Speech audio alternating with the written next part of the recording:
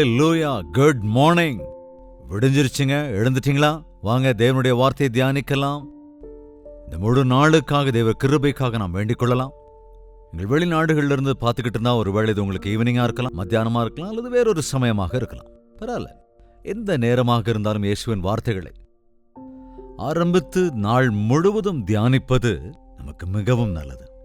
ஜெபிக்கலாம். பரிசுத்தம் உள்ள பிதாவே, தினந்தோறும் உம்முடைய வார்த்தைகளால் எங்களை ஆதரித்து பலப்படுத்தி வழிநடத்தி எச்சரிக்கிறதுக்காக நன்றி ராஜா. மீண்டும் ஒரு விஷயம் எங்களோடு பேச வேண்டும் என்று கிறிஸ்துவின் நாமத்தில் வேண்டிக் கொள்கிறோம் பிதாவே, ஆமென். எழுந்துட்டீங்களா இல்லையாங்க? நாளெல்லாம் எதையுமே சாதிக்காத நிலையில் எத்தனையோ பேர் இருக்கிறது. அந்த நாட்கள்ல சர்வசாதாரணமா பார்க்கறோம். லேட்டா எந்திரிக்கிறது, எல்லா விஷயங்களையும் அப்படியே டிராகிங் ஸ்லோவா, எல்லாத்துக்கும் லேட்டா போறது, கடைசியில் எதையுமே சாதிக்க முடியாம போயிடுறது. உங்களுக்கு தெரியுமா இல்லையாங்க, நாட்கள்ல எது போனாலும் திரும்ப சம்பாதிச்சுக்க முடியுங்க. ஒருவேளை உங்க பணம் போனாலோ அல்லது ஆரோக்கியமே போனாலும் நாட்கள்ல நல்லா ட்ரீட்மெண்ட் எல்லாம் எடுத்துக்கிட்டு பாருங்க, பல்லு விழுந்தா திரும்ப கட்டிக்கலாம். ஈவன் தலைமுடி கூட இன்னைக்கு டிரான்ஸ்பிளான்டேஷன் பண்ணிக்கிறாங்க. இன்னும் எத்தனையோ பேர் இந்த ட்ரக்ஸ் எல்லாம் எடுத்துக்கிட்டு அல்லது ஆப்ரேஷன் பண்ணிக்கிட்டு ஏதோ ஒரு விதத்துல காலையிலனா கூட கட்டக்கால் வச்சுட்டு கூட நடக்க ஆரம்பிக்கிறாங்க. பணம் போனா எவ்வளோ போனாலும் திரும்ப எல்லாத்தையும் சம்பாதிச்சுக்க முடியும். ஆனா திரும்ப சம்பாதித்து கொள்ள முடியாதது ஒன்று இருக்குங்க. அது என்னன்னு சொல்ல முடியுவாங்க? அப்படி சொன்னாலும் எனக்கு கேட்காதுல. நான் லைவ் சேட்ல வந்து உங்க பேர் விவரங்களை தெரியப்படுத்துங்க. இந்த மாதிரி கேள்விகளுக்கு அப்பப்போ எதிர்வினையாற்றுங்க. அப்போதான் நீங்க ரியாக்ட் பண்றீங்கிறத தெரிஞ்சுக்கிட்டு உங்களுடைய ரெஸ்பான்ஸ் எப்படி இருக்கோ அதுக்கு ஏற்றவாறு இன்னும் உற்சாகத்தோட தொடர்றதுக்கு நீங்க உதவி செய்யறவங்களா இருப்பீங்க. திரும்ப சம்பாதிக்க முடியாததுங்க டைம் தான். கடந்து போன ஒரு நொடி பொழுத கூட திரும்ப நம்மளால சம்பாதிக்கவே முடியாது. அதனாலதான் நாம நம்முடைய நேரம் விஷயத்துல ரொம்ப ரொம்ப ஜாக்கிரதையா இருக்கணும். எபேசியருக்கு எழுதின நிருபம் 5வது அதிகாரம் 16வது வசனத்துல, நாட்கள் பொல்லாதவைகளானதால் காலத்தை பிரயோஜனப்படுத்திக் கொள்ளுங்கள். எனவே 15வது வசனம் என்ன சொல்லுது? ஞானமற்றவர்களைப் போல நடவாமல் ஞானமுள்ளவர்களைப் போல கவனமாய் நடந்து கொள்ளுங்கள். நீங்கள் காலத்தை என்ன செய்யணும்? பிரயோஜனப்படுத்திக்கணும். ஏன்னா காலம் போயிட்டே இருக்கும். நம்ம கடிகார முள் சுத்திக்கிட்டே இருக்குங்க. ஒருவேளை அந்த கடிகார முள்ள நிறுத்த ட்ரை பண்ணாலும் டைம் நிக்காது இல்லைங்க. நம்ம பேசி பேசி பேசி பேசி எவ்வளவு டைமை வேஸ்ட் பண்ணிக்கிட்டே இருக்கிறோம். இது என்னைக்காவது நம்ம யோசிச்சிருக்கோமா? இன்னும் சில அனாவசியமான விஷயங்களுக்காக வாதம் பண்ணிக்கிட்டு நம்ம நேரம் முழுவதையும் அதிலேயே செலவழிச்சுக்கிட்டு வேஸ்ட் பண்ணிக்கிட்டு இருக்கோங்கிறத நீங்க உணர்ந்திருக்கீங்களா? அவசியமே இல்லாத விஷயத்துல மனசை வச்சு நேரத்தை வீணாக்குறவங்க எத்தனையோ பேர் இருக்காங்களா இல்லையா?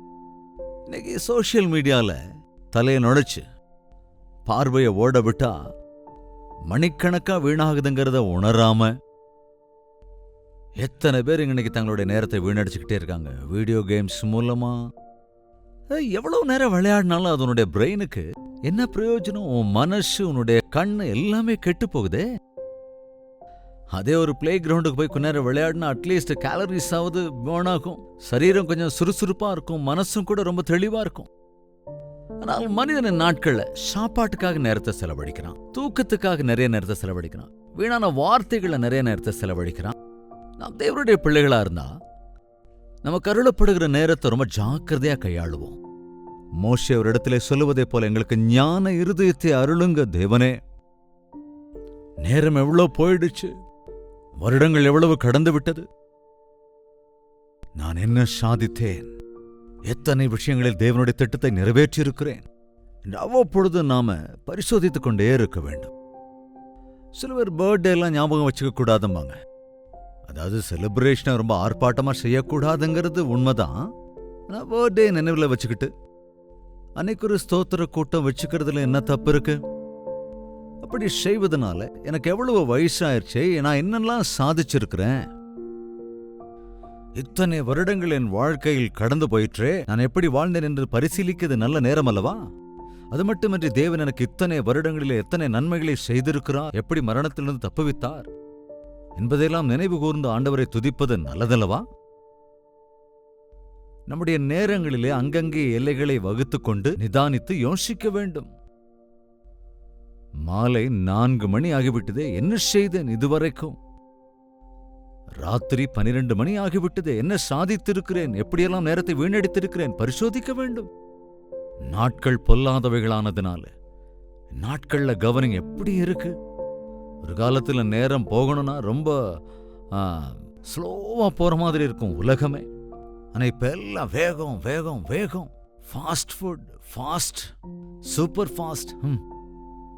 பிரயாணங்கள் அவ்வளவு வேகமா விமானத்தில் அப்படியே போயிட்டே இருக்காங்க.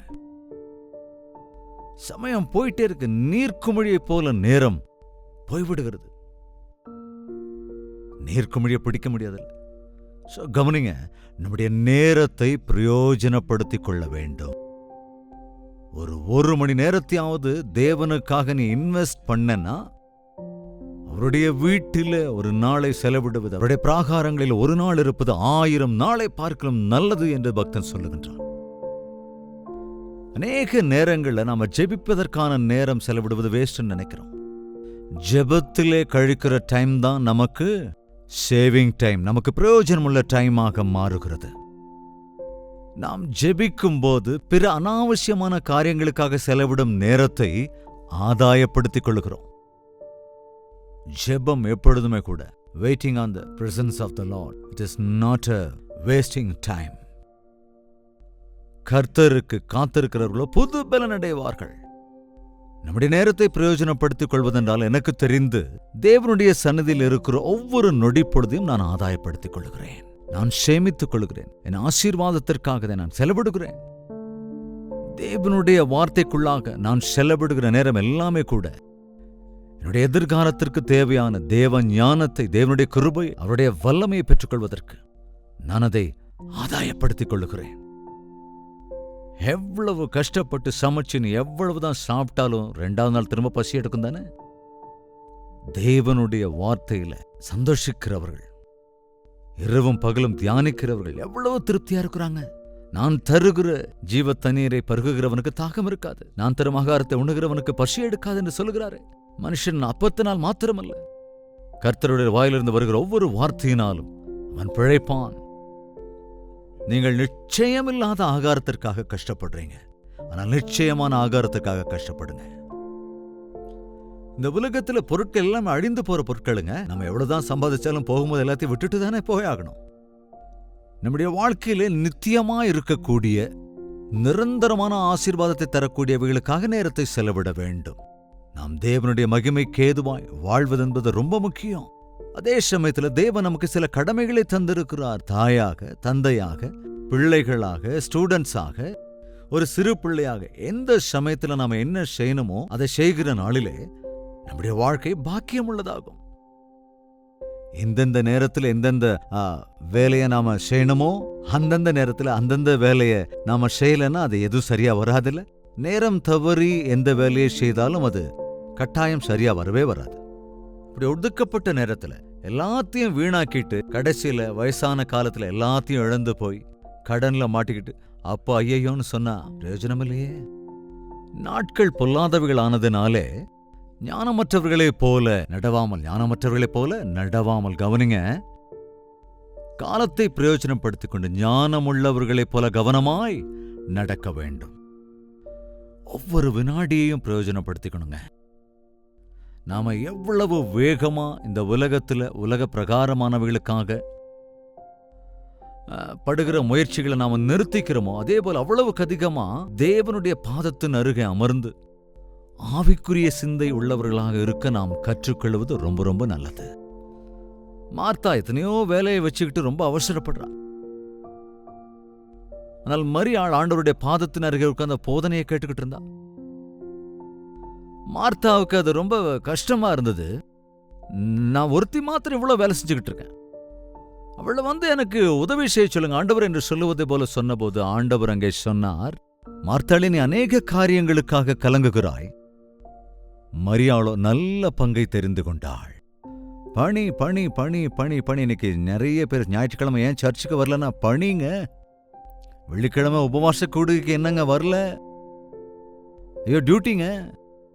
டெய்லி தேவ வாக்கியத்தை கேட்கிற நீங்க அந்த உபவாச கூடுகை மேன்மையானது என்று எண்ணினால் இந்த உலகத்தில் ஒரு 1000 ரூபாய் அந்த நேரத்தில் உங்களுக்கு வந்தா கூட அதை உதறி தள்ளிவிட்டு உபவாச கூடுகளை நீங்க கலந்துக்கும் போது நீங்கள் சம்பாதிக்கிற அந்த 1000 ரூபாய் மதிப்பை விட தேவன் அருளிச் செய்கிற கோடிக்கணக்கான விலையேற பெற்ற ஆசீர்வாதம் அவருடைய சந்நிதியிலே நாம் பெற்றுக்கொள்ள முடியும். ஆண்டவருக்கு கொடுக்க நேரம் இல்லையா? அநேகர் இந்த சமீப காலங்கள் அந்த அதிகாலை அனுதின தியானத்தில் பங்கெடுக்க தவறுறீங்க. பணி ஜாஸ்தி ஆயிடுச்சு, பிரச்சனைகள் ஜாஸ்தி ஆயிடுச்சு. சில நேரங்களில் மறந்து போயிடும், அதனால ஜாயின் பண்ண முடியறதில்ல. அதை கூட கேட்டாதான் சொல்றீங்க. இதிலிருந்தாவது உங்களுடைய நேரங்களை தேவனோடு கூட சரியான விதத்திலே கழிக்க கற்றுக்கொள்ள வேண்டும். இந்த டைம் என் ஆண்டவருக்காகத்தான். இந்த 1 மணி நேரம் நான் ஆண்டவரோட தான் இருப்பேன். வேற எந்த உலக காரியத்துக்கு நான் பயன்படுத்த மாட்டேன். ஒரு உடன்படிக்கை செஞ்சு பாருங்க. வேலைக்கு போறவங்க ஆக்சுவலா ஒரு 8 மணி நேரமாவது அங்க டியூட்டியில் இருக்கீங்கல்ல. அப்ப நீங்க வர்றதுக்கு போறதுக்கு இந்த பிரயாணத்துக்காக எவ்வளவு நேரம் டைம் செலவு பண்றீங்க பாருங்க. அதுல குறைக்க சொன்னா முடியாது இல்லையா? 2 மணி நேரம் பிரயாணம், 8 மணி நேரம் டியூட்டி, 10 மணி நேரம் ஸ்பெண்ட் பண்றோம். சில இடங்களில் 12 மணி நேரம் கூட வேலை செய்ய வேண்டியிருக்கு. 24 மணி நேரத்தை தேவன் நமக்கு அருள் இருக்கிறார் இல்லைங்க. நம்ம என்ன சாதிச்சிடறோம் ஒரு நாள்ல? எவ்வளவோ சாதிக்க முடியும் ஆண்டவருக்காக. கவனிங்க, ஆண்டவராக இயேசு இந்த உலகத்துல 3.5 வருடங்கள் தாங்க ஊழியம் செஞ்சாரு. நான் அப்பாவோட வேலை, பிதாவோட வேலை.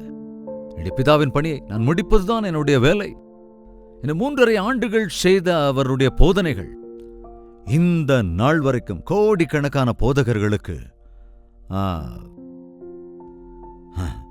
அடிப்படையான வார்த்தைகளை போதிப்பதற்கு அந்த போதனைகள் தான் சாரம்.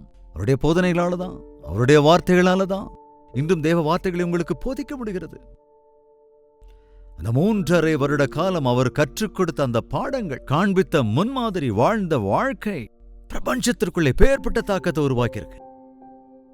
கடைசியில கல்வாரி சிலுவையில் அவர் செய்த அந்த தியாகம் கடந்த கால, நிகழ்கால, வரப்போகிற காலத்தில் இருக்கிற மனித ஜாதிக்கு விமோச்சனத்தை உண்டு பண்ணி இருக்கிறது. நித்தியமாய் நிலைத்து நிற்கிற காரியங்களை தேவனுக்காக செய்வதற்கு உன் வாழ்க்கையிலே நீ ஒரு உடன்படிக்கை செய்து கொள்ள வேண்டும். ஒரு மனிதனின் மூலமாக தேவன் தம்முடைய அற்புதங்களை காண்பிக்க ஆசைப்படுகிறார். ஆபிரகாம் தனிமையில இருந்தபோது அவனை அழைத்து விஸ்தாரமான ஜன சமூகமாக செய்த தேவன் இன்று தம்மிடம் அர்ப்பணித்தவர்கள் மூலமாக, அவர்கள் வாழ்நாட்களிலே அவர்கள் செய்கிற காரியங்கள் மூலமாக பிரபஞ்சத்திற்கே நன்மை தருகிற விதமாய் வரப்போகும் தலைமுறையினருக்கு ஆசீர்வாதமாய் இருக்க வேண்டும் என்று விரும்புகிறார். ஒருவேளை உன்னை குறித்தும் தேவனுடைய ஆலோசனைகள் அப்படிப்பட்டதாய் இருக்கலாம். வாலிப பிள்ளைகளை, உங்களை நேரத்தை வீணடிக்காதீங்க. வாலிப பிராயம் திரும்ப வராது. இந்த பிராயத்தில் உங்க இஷ்டம் போல உங்க நேரத்தை வீணடிச்சா உங்கள் வயது முதிர்ந்த காலத்திலே கவலைப்படுவீங்க. அப்ப பிரயோஜனம் இருக்காது. வாலிப பிராயத்தில் எதை விதைக்கிறோமோ வயதான காலத்தில் அதைத்தான் அறுப்போம். எனவே இன்றிலிருந்தே தேவனிடத்துல ஒரு உடன்படிக்கை செய்து கொள்ளுங்க. என்னுடைய ஒவ்வொரு நொடிப்பொழுதையும் நான் தேவனோடு தான் கழிப்பேன். அந்தந்த சமயத்திலே தேவ சந்நிதியிலே முழங்கால் படியிட்டு ஜெபித்து அவருடைய வார்த்தைகளை வாசித்து தியானிப்பதை நான் வழக்கமாக்கிக் கொள்ளுவேன். தேவனை மகிமைப்படுத்துவதற்காக அவர் அருளிய தாளந்துகளை, என் அவயவங்களை பயன்படுத்துவேன். அவருடைய ராஜ்யத்தின் விஸ்தரிப்புக்காக உண்மையான முழு இருதயத்தோடு நானும் கூட பாடுபடுவேன் என்று ஒரு உடன்படிக்கை செய்து. நமக்கு ஒரே ஒரு வாழ்க்கை தான் தரப்பட்டிருக்கின்றது. அது சீக்கிரமே முடிந்து போய்விடும். மறுபடியும் இன்னொரு முறை நமக்கு பிறப்பு இல்லைங்க. அநேகர் இன்னொரு ஜென்மம் இருக்குன்னு நினைக்கிறாங்களே தவிர, மனிதன் ஒரு முறைதான் மரிக்கிறான், அதன் பிறகு நியாய தீர்ப்பு என்று தெளிவாய் வேதம் சொல்லுகிறது. தேவன் அருளியிருக்கிற இந்த ஒரு வாழ்க்கையை பிரயோஜனப்படுத்திக் கொள்ள வேண்டும். ஒழுங்காக வாழ்ந்து பிரயோஜனமுள்ள காரியங்களை நாம் செய்யலாம். நம்முடைய வீட்டாருக்கு, சொந்தக்காரருக்கு, நம்முடைய சுற்றத்தாருக்கு ஒரு ஆசீர்வாதகரமான வாழ்க்கை வாழ்கிறபடியாய் தேவனுடைய கிருபைக்காக நம்முடைய நேரத்தை பிரயோஜனப்படுத்திக் கொள்ளலாம். அஞ்ஞானிகளைப் போல நேரத்தை வீணாக்கிக் கொள்ளாமல் அனாவசியமான பேச்சுக்களிலே, தூக்கத்திலே, கெட்ட பழக்கங்களுக்கு, மது போதைக்கு அடிமையாக இருக்கிறவர்கள் அந்த பழக்கத்துல மணி கணக்கா அந்த போதைக்குள்ள இருந்து திரும்ப கண் விழிக்கும் போது வாழ்க்கையில எவ்வளவோ நேரத்தை வீணாக்கி இருக்கிறாங்க அப்படிங்கிறது நினைவு கூற முடியுமாங்க? குடிகாரர்கள், போஜன பிரியர்கள், தூங்கு மூஞ்சிகள் தரித்திரராவார்கள் வேதம் சொல்லுது. நீ புசிப்பதிலும் குடிப்பதிலும் என்று தேவனுக்குள் சந்தோஷமாயிருப்பதிலே, தேவனுடைய சித்தத்தை நிறைவேற்றுவதிலே முனைப்புள்ளவர்களாயிருந்து ஆண்டவருக்கு சாட்சியாய் வாழலாம். ஜெபிக்கலாம். பரிசுத்தமும் அன்புமுள்ள பிதாவே, இந்த அனுதின தியானத்தில் பங்கெடுத்திருக்கிற ஒவ்வொருவரையும் தரிசிங்க ராஜா. நேரத்தின் மதிப்பை நினைவு கூறுவதற்கும் சாட்சிகளாய் வாழ்வதற்காக ஒவ்வொரு நிமிடத்தையும் பிரயோஜனப்படுத்திக் கொள்வதற்கு உதவி செய்யுங்கப்பா. எங்களுடைய வாழ்நாள் எல்லாம் உம்மால் ஆசீர்வதிக்கப்படும்படியாக நீர் எதிர்பார்க்கிற விதத்திலே நாங்கள் வாழ்வதற்கு,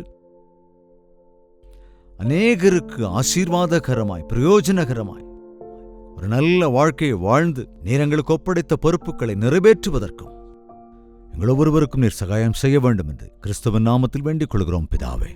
ஆமென்.